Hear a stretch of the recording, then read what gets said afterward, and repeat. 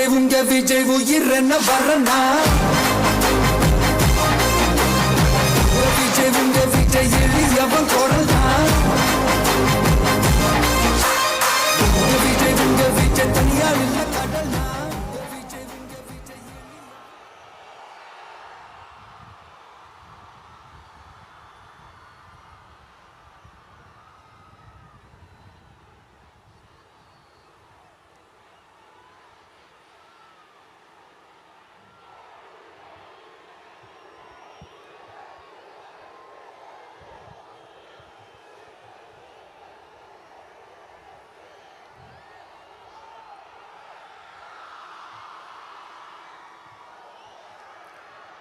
மஞ்சள் மஞ்சள் பொதுவா நல்ல காரியங்கள் ஸ்டார்ட் பண்றதுக்கு முன்னாடி இந்த மஞ்சள் எடுத்து வச்சுதான் ஸ்டார்ட் பண்ணுவாங்க. நம்ம வீட்டில் கூட நம்ம அம்மா அக்கா தங்கைகள் நமக்காக நாம நல்லா இருக்கணும்ன்றதுக்காக மஞ்சள் புடவை கட்டிக்கிட்டு தான் வேண்டிக்குவாங்க. அப்படி அந்த மஞ்சள்னாலே ஒரு தனி வைப்பு தாங்க. நம்ம கொடியில கூட அந்த வைப்ரண்டான அந்த எனர்ஜெட்டிக்கான அந்த மஞ்சள் இருக்குமே, அந்த மாதிரி மங்களகரமான மஞ்சள் விளையிற பூமி தான் இந்த ஈரோடு பூமி. இங்க வந்து மஞ்சளை பத்தி பேசாம வேற எங்க போய் பேசுறது? அது மட்டும் இல்ல, இங்க ஒரு மகத்தான ஒரு மனிதரை பத்தி நம்ம பேசி ஆகணும். இந்த ஈரோடு மண் விவசாயத்துக்கும் பேர் போன மண். இங்க நடக்கிற அந்த விவசாயத்துக்கு மிக முக்கியமான ஒரு கவசமா இருக்கிறது என்ன தெரியுமா? காலிங்கராயன் அணை, காலிங்கராயன் கால்வாய். காலிங்கராயன் அணை கட்டினதுலையும் கால்வாய் வெட்டினதுலையும் உயிரான உணர்வு பூர்வமான நிறைய விஷயங்கள் இருக்குது. அப்படி அந்த ப்ராசஸ்ல அவர் அந்த அணை கட்டும் போதும் கால்வாய் வெட்டும் போதும் ரொம்ப சோர்வடைஞ்சிட்டாராம். அப்ப அவங்க அம்மா அதை பார்த்துட்டு சொன்னாங்களாம், மகனே காளிங்கா, தயிர் வித்த காசு தாழ்வாரம் வரைக்கும் இருக்குது, மோர் வித்த காசு முகுட வரைக்கும் இருக்குது, அதை எடுத்துக்கிட்டு போய் அணைய கட்டியா கால்வாய வெட்டியான்னு சொல்லி தைரியம் கொடுத்தாங்களாம். பெத்த அம்மா கொடுக்கிற அந்த தைரியம் இருக்கு பாருங்க, அதை தாண்டி வேற எதுவுமே கிடையாதுங்க. ஒரு மனுஷனால எதையும் சாதிச்சு காட்ட முடியும். அப்படி ஒரு தைரியத்தை தான் இப்ப நீங்க என்னுடைய அம்மா அக்கா தங்கைகள் நண்பா நண்பிகள் தோழர்கள் எல்லாரும் எனக்கு கொடுத்திருக்கிறீங்க. அதே தைரியத்தை, அதே துணையா என் கூட நிக்கிறீங்க. இதை எப்படி நம்ம பிரிச்சு விடலாம்? இதை எப்படி நம்ம கெடுக்கலாம்? என்னெல்லாம் அவதூறுகள் நம்ம விஜய் மேல சொல்லி மக்களை நம்ப வைக்கலாம்? என்னெல்லாம் சூழ்ச்சிகள் நம்ம விஜய் மேல பண்ணி மக்களை நம்ப வைக்கலாம்? இப்படி சூழ்ச்சிகளை மட்டுமே நம்பி பொழப்ப நடத்துற சில சூழ்ச்சிக்கார கூட்டங்கள் இதை தொடர்ந்து செஞ்சுக்கிட்டு தான் இருக்கு. ஆனா அவங்களுக்கு தெரியாது, இது இன்னைக்கு நேத்து வந்த உறவு இல்ல. கிட்டத்தட்ட 30-33 வருஷத்துக்கு மேல இருக்கிற உறவு. ஏன் நான் சினிமாக்கு வந்தப்போ எனக்கு வயசு 10, அப்பல இருந்தே இந்த உறவு ஸ்டார்ட் ஆகி போயிட்டு இருக்கேன்னு அவங்களுக்கு தெரியாம போச்சு. அதனால என்ன பண்ணாலும், நீங்க என்ன ட்ரை பண்ணாலும், எல்லாத்தையும் விட்டுட்டு மக்களுக்காக வந்திருக்கிற இந்த விஜய மக்கள் ஒரு நாளும் கைவிட மாட்டாங்க. மக்கள் கூடவே நிக்கிறாங்க, கூடவே நிப்பாங்கன்னு அவங்களுக்கு தெரியாம போச்சு. என்னப்பா நிப்பீங்கல்ல? உங்களை நம்பிதாப்பா வந்திருக்கிறேன். அதான் இந்த சத்தம் தாங்க வாழ்நாள் பூரா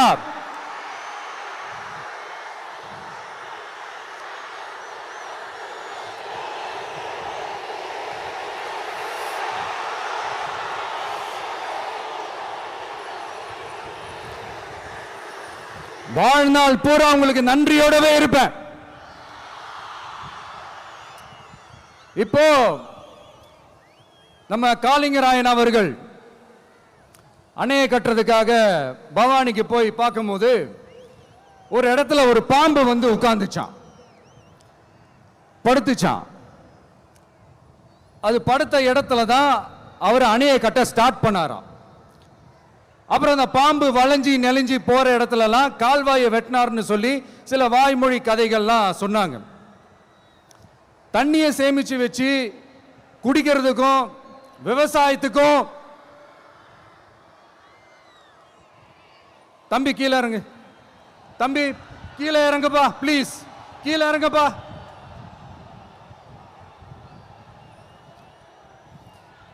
ஓகே, தேங்க்யூ தேங்க்யூ. கீழே இறங்குங்க, கீழே இறங்குப்பா. நீ இறங்கினாதான் முத்தம் கொடுப்பேன்.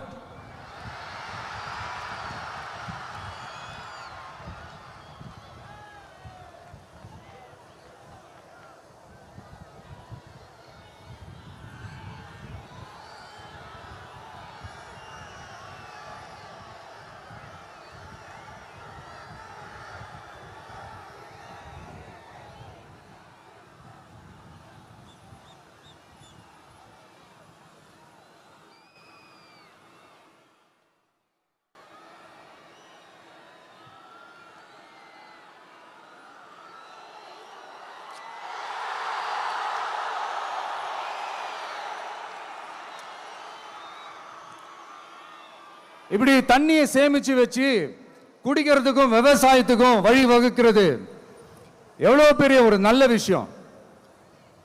ஸோ இந்த மாதிரி நல்ல விஷயங்கள்லாம் செஞ்சிட்டு கதைகள் சொன்னா பரவாயில்ல, எதுவுமே செய்யாம கதைகளை மட்டும் அடிச்சு விடுறது எப்படி? அத்திக்கடவு அவிநாசி திட்டத்தை இன்னும் விரிவுபடுத்தினா அந்த 3 மாவட்டத்தில் இருக்கிற லட்சக்கணக்கான மக்களுக்கு எவ்வளவு பிரயோஜனமா இருக்கும்.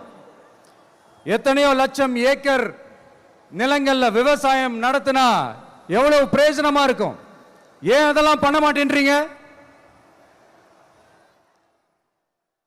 வள்ளுவர் கோட்டத்துக்கு காட்டுற அக்கறைய இங்க மக்கள் வாழ்வாதாரத்தில் கொஞ்சம் காட்டலாம்ல, ஏன் காட்ட மாட்டேன்றீங்க? இங்க என்ன கவர்மெண்ட் நடத்துறாங்களா இல்ல கண்காட்சி நடத்துறாங்களா?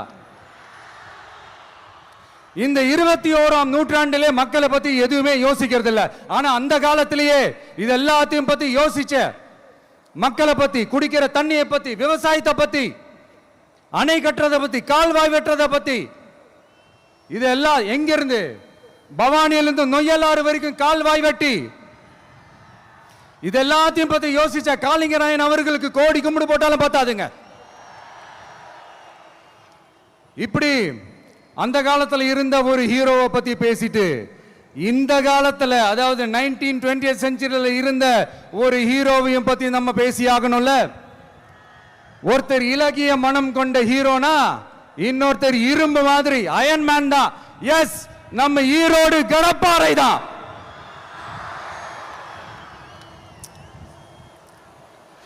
ஒட்டுமொத்த தமிழ்நாட்டையே திருப்பி போட்ட சீர்திருத்த நெம்புகோல். ஈரோடு மாவட்டத்தில் பிறந்த அவர்தான் இந்தியாவுக்கே இடஒதுக்கீடு சம்பந்தமான அரசியல் சட்டத்தை திருத்தறதுக்காக போராட்டம் நடத்தினவர் யாரு? நம்ம தந்தை பெரியாரு. 100 வருஷத்துக்கு முன்னாடியே வகுப்பு வாரி பிரதிநிதித்துவம் வேணும்னு கேட்டவர். அன்னைக்கும் சரி இன்னைக்கும் சரி ஒரு ஆச்சரியத்தோட பார்க்கக்கூடிய ஒரு மனிதர், நம்மளுடைய கொள்கை தலைவர். அப்ப அண்ணாவும் எம்ஜிஆரும் யாரு? பெரியார் அவர்கள் கிட்ட இருந்து எங்களுக்கு தேவையான கொள்கைகளை எடுத்துக்கிட்டோம். அவரை ஃபாலோ பண்ற, அவரை வழிகாட்டி ஏத்துக்கிட்ட அண்ணா அவர்கள் கிட்ட இருந்தோம், எம்ஜிஆர் அவர்கள் கிட்ட இருந்தோம் தேர்தல் அணுகுமுறையை எடுத்துக்கிட்டோம். அண்ணாவும் எம்ஜிஆரும் தமிழ்நாட்டோட சொத்து. அவங்கள பயன்படுத்துறத பத்தி யாரும் இங்க கம்ப்ளைண்ட்லாம் பண்ண முடியாது. அண்ணா எங்களோடது, எம்ஜிஆர் எங்களோடது, நீங்களா எடுத்துக்க கூடாது அப்படிலாம் யாரும் இங்க அழுதுட்டு இருக்க முடியாது, சொல்லிவிட்டேன். அதனால நாங்க ஒரு வழியில அரசியல் செஞ்சுக்கிட்டு போயிட்டு இருக்கிறோம். உங்களுக்கு தான் டிவிக்கு ஒரு பொருட்டே இல்லைல்ல, அப்புறம் ஏன் கதறீங்க? அப்புறம் ஆளுக்கு அங்க போயிட்டு இங்க போயிட்டு புலம்பி தள்ளிக்கிட்டு இருக்கிறீங்க. இது எப்படி இருக்கு தெரியுமா? எனக்கு பயம் இல்ல, எனக்கு பயம் இல்ல அப்படின்னு சத்தமா சவுண்ட் விட்டுக்கிட்டே சத்தமா பாட்டு பாடிக்கிட்டே இந்த நடுங்கிக்கிட்டே சின்ன பசங்க நடந்து போவாங்க, அந்த மாதிரி இருக்கு. முதல்ல மண்டையில இருக்கிற கொண்டைய மறைங்க சார்.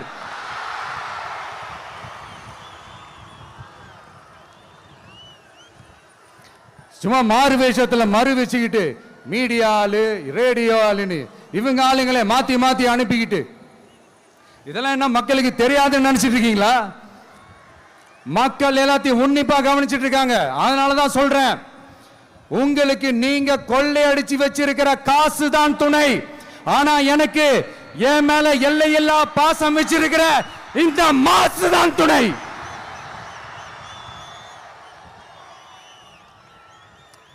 இப்படி நமக்கு துணையா இருக்கிற ஈரோடு மக்களுக்காக நான் இப்போ குரல் கொடுக்கலான்னு வந்திருக்கிறேன். சரி, இப்போ விஷயத்துக்கு வருவோம்.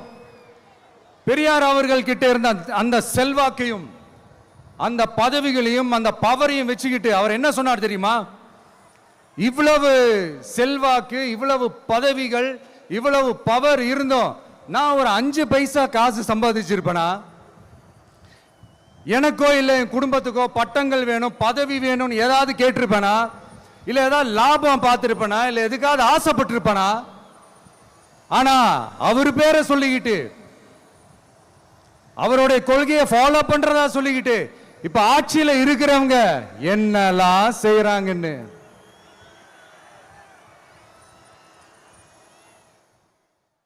அதனாலதான் சொல்றோம், பெரியார் பேரை சொல்லிக்கிட்டு தயவு செஞ்சு கொள்ளையடிக்காதீங்கயா, தயவு செஞ்சு கொள்ளையடிக்காதீங்க. அவரு பேரை சொல்லிக்கிட்டு பெரியார் பேரை சொல்லி கொள்ளையடிக்கிற இவங்க தான் நம்மளுடைய அரசியல் எதிரி.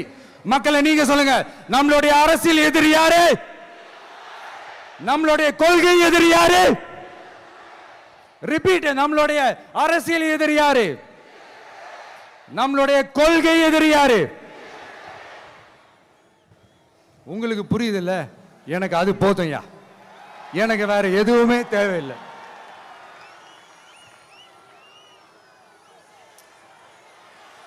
அதனாலதான்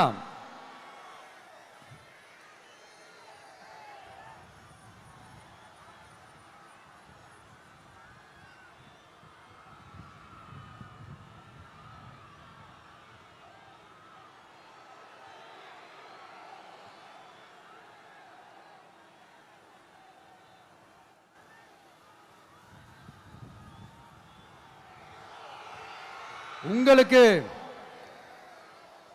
நம்மளை பத்தி, நம்ம அரசியலோட, நீங்க எல்லாரும் என்னோட அரசியலோட கனெக்டடா இருக்கீங்கன்றது ரொம்ப தெளிவா தெரியுது. அதனால எனக்கு அது போதும். அதனாலதான் எதிரிகள் யாருன்னு சொல்லிட்டு களத்துக்கு வந்திருக்கிறோம். அதனால அவங்கள மட்டும் தான் எதிர்ப்போம்.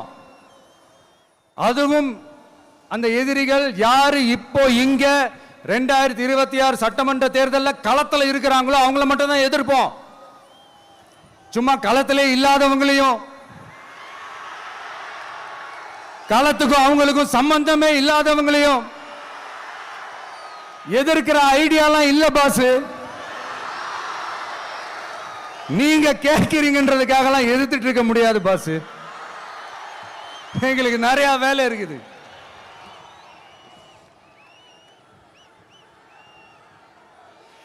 எத்தனை எத்தனை பொய்யான வாக்குறுதிகள். வந்த உடனே நீட்டை ரத்து செய்வோம், கல்வி கடனை ரத்து செய்வோம், கேஸ் சிலிண்டருக்கு மானியமா 100 ரூபாய் தருவோம், என்னெல்லாம் அடிச்சு விட்டுட்டு இன்னி வரைக்கும் கேட்கிறேன். இதெல்லாம் சொன்னாங்களே, செஞ்சாங்களா? இவங்க எப்பவுமே இப்படிதான், சொல்றது ஒண்ணு செய்யறது ஒண்ணு. திமுகவும் பிரச்சனைகளும் ஃபெவிகால் போட்டு ஓட்டின ஃப்ரெண்ட்ஸ் மாதிரி ஒன்னிலிருந்து ஒன்னை பிரிக்கவே முடியாது. இப்போ ஈரோடு பகுதியில் இருக்கிற பிரச்சனையை பத்தி பேசுவோம். பெரியார் பேரை மட்டும் சொல்லிக்கிட்டு எப்படி அவரோட கொள்கைகளுக்கு எதிராக செயல்படுறாங்களோ அப்படிதான் இந்த மஞ்சள் நகரத்தோட மஞ்சளுக்கும் ஒண்ணும் பண்ணல, மஞ்சள் விவசாயிகளுக்கும் ஒண்ணும் பண்ணல. ஆராய்ச்சி மையம், சிறப்பு மையம்னு கோடி கோடியா டெண்டர் விட்டாங்க, பேருக்கு கட்டிடத்தை கட்டினாங்க. ஆனா உலகமே போட்டி போட்டு வாங்குற மஞ்சளை மதிப்பு கூட்டி விற்பனை செய்ய, அதாவது அதோட வேல்யூ இன்க்ரீஸ் பண்ணி நம்ம விவசாயிகளுக்கும் இந்த மாவட்ட மக்களுக்கும் நன்மை செய்ய இதுவரைக்கும் என்ன செஞ்சிருக்காங்கன்னு யோசிச்சு பார்த்தா ஒரு பெரிய ஜீரோ தான். கரும்பு நெல்லுக்கு அரசாங்கம் விலை பிக்ஸ் பண்றாங்க, அதையும் ஒழுங்கா பண்றதில்ல. ஒவ்வொரு முறையும் பிரச்சனை. அங்க நெல் கொள்முதல் செய்யறதுல ஊழல். சரி, நாம கஷ்டப்பட்டு விளைய வச்சது வீணா போக கூடாதுன்னு நினைச்சு நம்ம விவசாயிகள் கேட்கிற லஞ்சத்தை கொடுத்தாலும் அதுக்கப்புறம் கூட அந்த கொள்முதல் ஒழுங்கா நடக்கிறது இல்லை. அதையும் தாண்டி ஏதோ ஒரு விலை விவசாயிகளுக்கு கிடைக்குது. அப்படிலாம் இல்லாம ஒழுங்கா நேர்மையா நம்ம மஞ்சளுக்கும் நியாயமான விலை பிக்ஸ் பண்ணி தரமான விதைகளை கொடுத்தா என்ன குறைஞ்சா போயிடுவாங்க? இதெல்லாம் யோசிக்கிறதுக்கு அவங்களுக்கு நேரமே இல்லை. 24/7 அவங்களுடைய யோசனை என்ன தெரியுமா? இந்த விஜயை எப்படி முடக்கலாம்,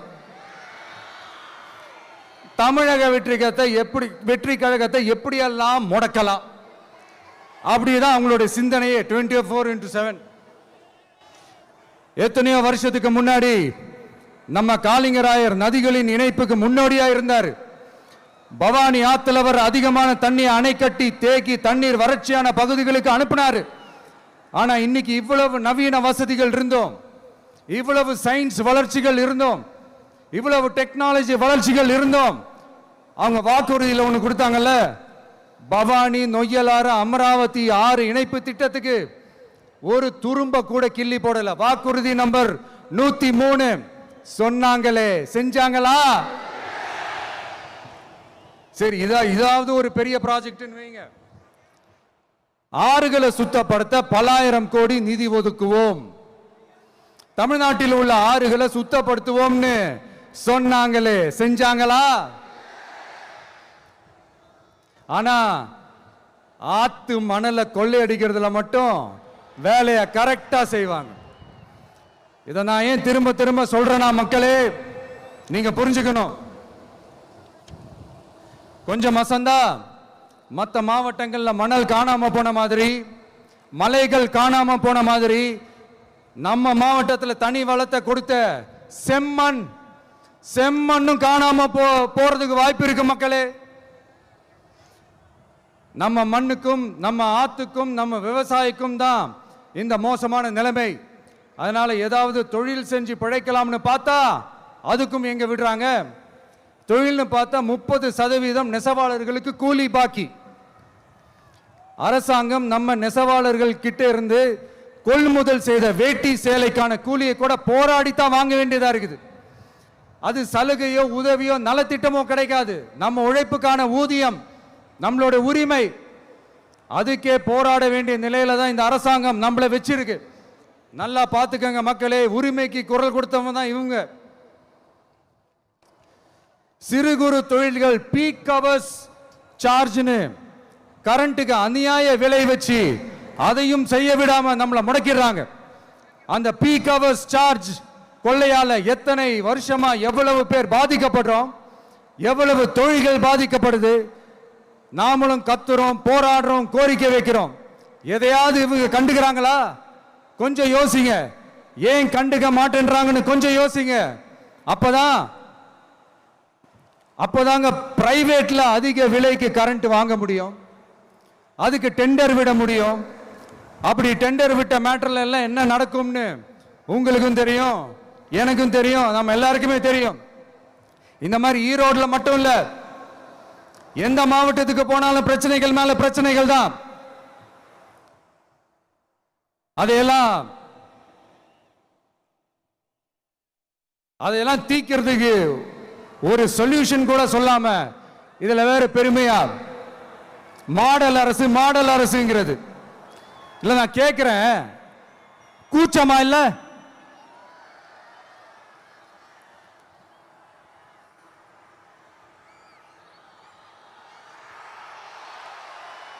இதெல்லாம் கேட்டா அப்படியே நம்ம பக்கம் யூட்டர்ன் அடிச்சு வந்துருவாங்க. விஜய் என்ன அரசியல பேச மாட்டேன்றாரு, விஜய் என்ன சினிமா டயலாக் மாதிரி பேசுறாரு, விஜய் என்ன பஞ்ச் டயலாக் பேசுறாரு, விஜய் என்ன 10 நிமிஷம் தான் பேசுறாரு, 9 நிமிஷம் தான் பேசுறாரு. நான் எத்தனை நிமிஷம் பேசினா உங்களுக்கு என்ன சார்? நான் எப்படி பேசினா உங்களுக்கு என்ன சார்? உள்ள விஷயம் என்னன்னு பாருங்க சார். ஒவ்வொரு மாவட்டத்துக்கும் போய் மக்கள் ஃபேஸ் பண்ற பிரச்சனைகளை எடுத்து பேசிட்டு இருக்கிறேன். பின்ன அது அரசியல் இல்லாம வேற எதுதான் அரசியல்? உங்களை மாதிரி தனிப்பட்ட முறையில் தரக்குறைவா அசிங்கமா பேசுறது தான் அரசியல்னா அந்த அரசியல் நமக்கு வராது. வராதுன்னா நல்லாவே வரும். உங்களை விட எனக்கு அது நல்லாவே வரும். வேணான்னு விட்டு வச்சிருக்கிறோம். அப்புறம் உங்களுக்கு நமக்கு என்ன வித்தியாசம்?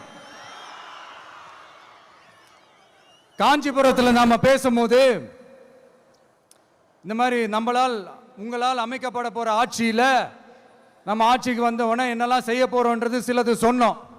அதையெல்லாம் தப்பா புரிஞ்சுக்கிட்டு இப்போ சொல்றேன், விளக்கமா சொல்றேன். நான் சலுகைகளுக்கு எதிரானவன் கிடையாது. மக்களுக்கான சலுகைகளை இலவசம்னு சொல்லி அசிங்கப்படுத்துறதுல எனக்கு உடன்பாடு கிடையாது. மக்கள் காசுல மக்களுக்கு செய்யறதை எப்படி இலவசம்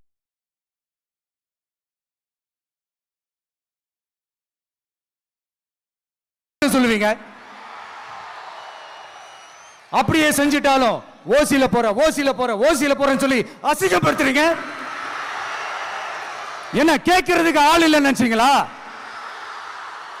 மக்களுக்கு ஒண்ணுன்னா இந்த விஜய் வந்து நிப்பா, இந்த விஜய் வந்து கேள்வி கேட்பா. இந்த விஜய் எப்பவுமே மக்கள் பக்கம் தான். அதே மாதிரி மக்களும் என் பக்கம் தான். என் மக்கள் மானத்தோட மரியாதையோட கௌரவத்தோட வாழணும். என் மக்கள் யாருக்கும் கீழே கிடையாது. அப்படி அவங்க கௌரவத்தோட வாழணும்னா அவங்களுக்கான வாழ்க்கை தரம் உயரணும். வாழ்க்கை தரம் உயரணும்னா அவங்களோட வாழ்வாதாரம் உயரணும். வாழ்வாதாரம் உயர்ந்தாதான் பொருளாதாரம் உயரும். பொருளாதாரம் உயர்ந்தாதான் வசதி வாய்ப்புகள் உயரும். இதெல்லாம் உயர்ந்தாலே ஆட்டோமேட்டிக்கா அவங்களோட வாழ்க்கை தரம், அவங்களுக்கான மரியாதை, அவங்களுக்கான கௌரவம் எல்லாமே உயரும். இதுக்கான வழிகள், அந்த சூழல்களை அந்த கவர்மெண்ட் அமைச்சு கொடுக்கணும். இதுக்கான அந்த திட்டங்களை செயல்படுத்தணும். இதெல்லாம் செஞ்சாதான் அந்த அரசாங்கம் ஒரு நல்ல அரசாங்கம். இதைத்தான் சொன்னோம்.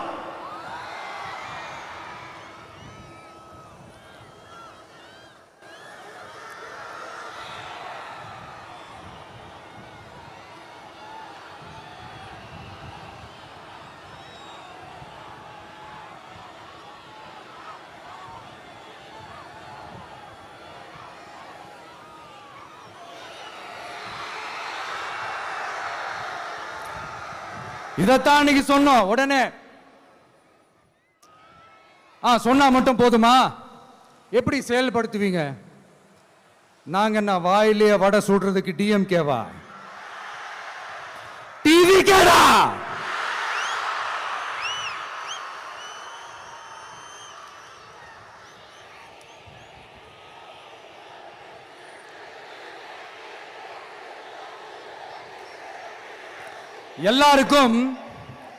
எல்லாருக்கும் நிரந்தரமான ஒரு வீடு இருக்கணும்னு சொன்னோம். உடனே எங்க ஆட்சியிலே நாங்க எல்லாரும் வீடு கட்டி கொடுத்துட்டோமே அப்படிங்கிறது இல்ல. நான் கேட்கிறேன், இங்க உங்களை தான் கேட்கிறேன், இங்க வாடகைக்கு இருக்கிறவங்களே இங்க யாரும் இல்லையா? எல்லாருக்கும் சொந்தமா வீடு கட்டி கொடுத்துட்டாங்களா? அடுத்து வீட்டில் இருக்கிற ஒவ்வொருத்தரும் மினிமம் டிகிரி படிச்சிருக்கணும் அப்படின்னு சொன்னோம். உடனே எங்க ஆட்சியிலே எல்லாரும் டிகிரி படிச்சு முடிச்சிட்டாங்களே அப்படிங்கிற மாதிரி சொல்றது அது உண்மைனா? ஸ்கூல் லெவல்லையே டிராப் அவுட்ஸ் அதிகமானது யாரோட ஆட்சியிலங்க?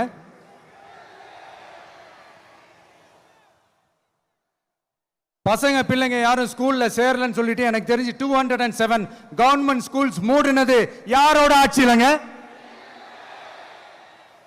இதுல கல்வியில் சிறந்த தமிழ்நாடுன்னு டிராமா வேற. அடுத்து குடும்பத்தில் ஒருத்தருக்கு நிரந்தரமான வருமானம் வரணும், வேலை வாய்ப்பு கிடைக்கணும் அப்படின்னா நாங்க கொடுக்காத வருமானமா, நாங்க கொடுக்காத வேலையா அப்படிங்கிறது. எத்தனையோ லட்சம் காலி பணியிடங்கள் நிரப்புவோம்னு வாக்குறுதி கொடுத்துட்டு ஆட்சிக்கு வந்தீங்கல்ல, எத்தனை லட்சம் காலி பணியிடங்களை நிரப்புனீங்க? அட்லீஸ்ட் 1 லட்சம் காலி பணியிடங்களாவது நிரப்புனீங்களா? இதெல்லாம் சொல்லிட்டு மக்களை ஏமாத்துறது யாரோட ஆட்சியிலங்க? அடுத்து ரொம்ப முக்கியமா, பெண்களுக்கு பாதுகாப்பு இல்ல, சட்டம் ஒழுங்கு சரியா இல்லைன்னு சொன்னா தமிழ்நாட்டில் பெண்கள் பாதுகாப்பு தான் அதிகமா இருக்குதான். நீங்க சொல்லுங்க மக்களே, பெண்கள் பாதுகாப்பு இருக்கு? சட்டம் ஒழுங்கு சரியா இருக்கு? அவங்க சொல்றது உண்மையா? அவங்க சொல்றதை நீங்க ஏத்துக்கிறீங்களா? சத்தமா கேக்குதா சார்? இதுதான் ரியாலிட்டி, இதுதான் நிஜம். நம்மளுடைய ஆட்சியில சட்டம் ஒழுங்குல சமரசமே இருக்காது. அதனாலதான் இவ்வளவு ஸ்ட்ராங்கா சொல்றோம், தைரியமா இருங்க மக்களே. இந்த மாதிரி விஷயங்கள்லாம் நம்ம மக்கள் கிட்ட எடுத்து சொன்னா உடனே இந்த இது எடுத்துட்டு வந்துருவாங்க.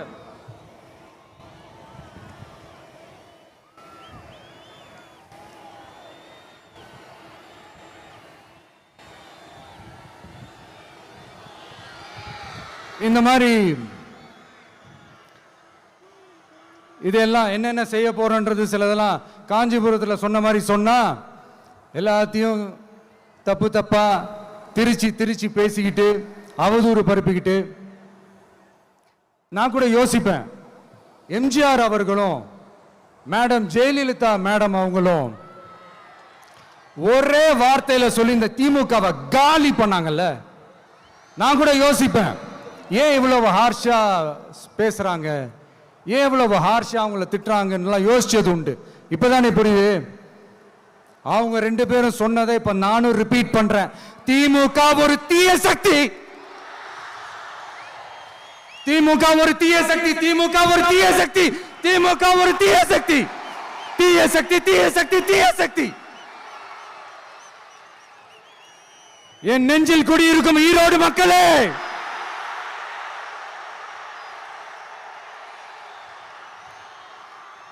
டிவிகே ஒரு தூய சக்தி. எப்படி? டிவிகே ஒரு தூய சக்தி. தூய சக்தி டிவிகேவுக்கும் தீய சக்தி டிஎம்கேவுக்கும் தான் போட்டியே.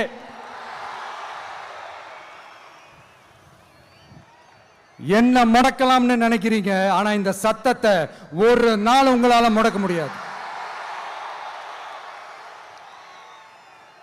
மக்கள் விரோத திமுக அரசை வீழ்த்த மக்கள் சக்தியான நம்மளால மட்டும்தான் முடியும். அண்ணன் செங்கோட்டையன் அண்ணன் அவர்கள் நம்ம கூட வந்து சேர்ந்தது நமக்கு ஒரு மிகப்பெரிய ஒரு பலம். அந்த மாதிரி செங்கோட்டையன் அண்ணன் அவர்கள் மாதிரி இன்னும் நிறைய பேர் வந்து சேர இருக்கிறாங்க. அவங்க எல்லாருக்குமே அந்த உரிய அங்கீகாரத்தை கொடுப்போம். அது மட்டும் இல்ல, அப்புறம் இன்னொரு விஷயம் சொல்ல மறந்துட்டேன். இப்போ ரீசண்டா ஒரு இடத்துல நம்ம சிஎம் சார் அவர்கள் பேசும்போது சொன்னாங்க, என் கேரக்டரையே புரிஞ்சுக்க மாட்டேங்கிறேன். இது சினிமா டயலாக் இல்லையா? நான் ஏதாவது பேசினா சினிமா டயலாகா? சார் பேசினா அது சினிமா டயலாக் இல்லையா? சிலப்பதிகாரத்திலிருந்து எடுத்ததா அந்த லைன். என் கேரக்டரையே புரிஞ்சிக்க மாட்டேன்றது. உங்களை எப்படிதான் சார் புரிஞ்சுக்கிறது? எந்தெந்த விஷயத்துலலாம் சார் உங்க கேரக்டர் நாங்கள் புரிஞ்சுக்கிறது? அதையும் நீங்களே சொல்லிட்டீங்கன்னா கொஞ்சம் நல்லா இருக்கும் சார். சட்டம் ஒழுங்குல நாடே சந்தி சிரிக்குது, அதுலையா? பெண்கள் பாதுகாப்புல நாடே சந்தி சிரிக்குது, அதுலையா? பொய் வாக்குறுதிகளா கொடுத்து ஏமாத்தி ஆட்சிக்கு வந்தீங்களே, அதுலையா? எதில் தான் சார் உங்க கேரக்டர் நாங்கள் புரிஞ்சுக்கிறது? ஆனா ஒண்ணு, தமிழ்நாட்டில் ஆட்சி செய்கிற நீங்களும் சரி, ஒன்றியத்தில் ஆட்சி செய்யறவங்களும் சரி, நீங்க 2 பேரும் முதல்ல என்னோட கேரக்டரை புரிஞ்சுக்கணும் சார். என்னோட கேரக்டர்னு சொன்னது நம்ம மக்களோட கேரக்டரை. 2026 சட்டமன்ற தேர்தலோட அந்த கேரக்டரே கொஞ்சம் வேற மாதிரி சார். அதை கொஞ்சம் தயவு செஞ்சு நீங்க புரிஞ்சுக்கணும் சார். புரிஞ்சுக்கலன்னா மக்களே உங்களுக்கு புரிய வைப்பாங்க சார். கான்பிடென்டா இருங்க சார், நல்லதே நடக்கும் சார். வெற்றி நிச்சயம் சார். மீண்டும் சந்திக்கும் வரை நன்றி, வணக்கங்க சார். நண்பா, நண்பிகள், இங்க எல்லாம் பார்த்தோம், எல்லாம் நல்லபடியா நடந்தது. சேஃபா வந்துட்டு சேஃபா வீட்டுக்கு போயிடுங்க. எனக்கு எல்லாத்தையும் விட நீங்க தான் எனக்கு முக்கியம். தயவு செஞ்சு சேஃப்டியா போயிட்டு வாங்க. ஒரு ஈரோடு செல்ஃபி ஒன்று எடுப்போமா?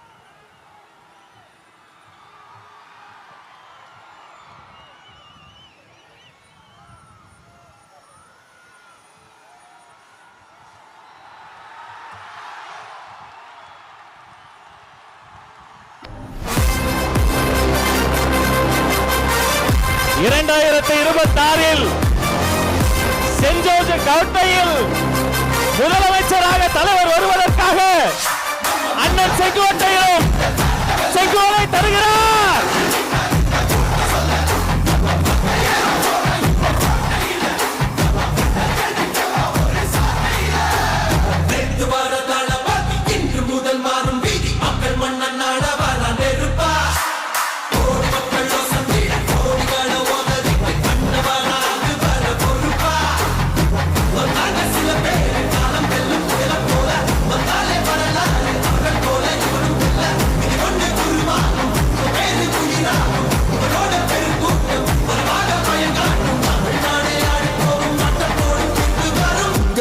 உங்க விஜய் உயிர் என்ன வரனா?